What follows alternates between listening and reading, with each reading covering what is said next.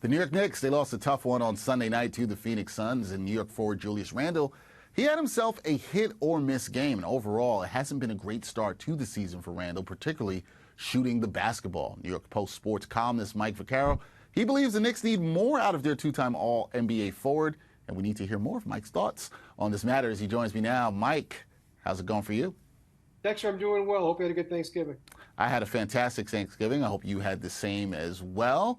The Knicks, their post-Thanksgiving play was pretty good on Friday night with a win over the Heat, not so good against the Suns. And Mike, there's a segment of Knicks fans who've been frustrated with Randle's play, which might be described as maddeningly inconsistent from season to season. Did his performance on Sunday against the Suns encapsulate why some fans are bothered with his play?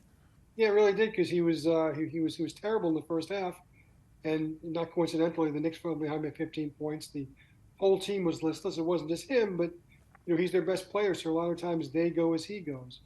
And then in the third quarter, they made a terrific comeback, and they took the lead briefly. And that was all Julius, because he scored 17 points. He was everywhere. He was great on both ends of the floor.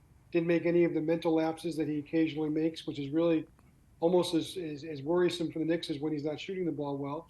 And you can see right there in those two differences, the yin and the yang of who Julius Randle is, and just how important he is to the fortunes of this team.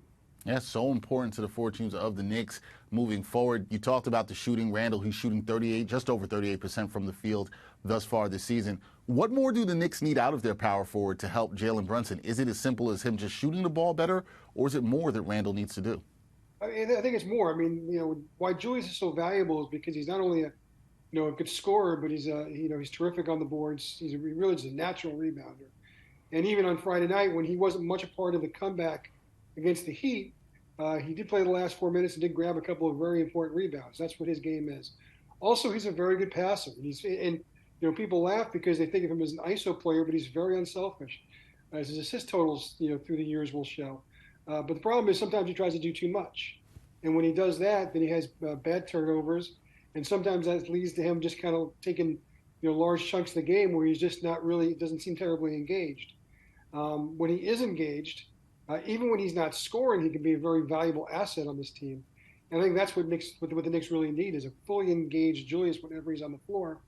And look, I think part of it is that he asks a lot of himself, and sometimes that's more than he needs to give. I think sometimes if he just lets the game come to him, allows Brunson to be the point guard, and be the guy who worries more about the distribution. And if he gets the ball in a spot to shoot, then shoot it. Don't think too much.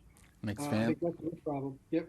Knicks fans want to definitely see, Mike, a more engaged Julius Randle. I think that's a great word that you bring up there, being engaged not just on the offensive end, but also on the defensive end. But here's the thing for me, Mike, because we've seen Randle alternate a season of strong play with a season of not so strong play in his first 4 years in New York. Is this current season one that will truly decide if Randle is a part of the Knicks' plans going forward?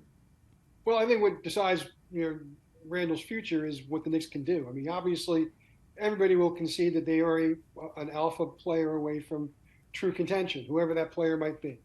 And those aren't easy to acquire. And, they either, a lot of them recently, either re-up with their own team, or their situation with their current team, like, Karl Anthony Towns has improved because the Timberwolves are probably one of the favorites to win the league this year. So getting that alpha dog is what the Knicks need, whoever that alpha dog is. Now, if Julius is part of the way to acquire him, then that's a possibility. I think more likely he's going to have to be the guy who's going to slide and be a number two. I think Julius as a number two is a lot more valuable than Julius as a number one, depending on who the number one is.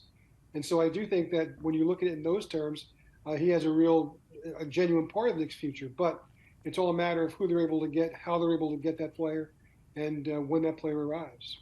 The story about the Knicks getting a star, that will be a major talking point of the season for a lot of Knicks fans, and if they are able to land that star, and if Julius Randle can just play better, which is what Mike Vaccaro talked about in his most recent column and what they need more out of the power forward this season. That's Mike Vaccaro, the great sports columnist for the New York Post. Mike, always a pleasure talking to you. I'm glad you had a great Thanksgiving, and we will talk again soon. Can't wait, Dexter. Good to talk to you as always.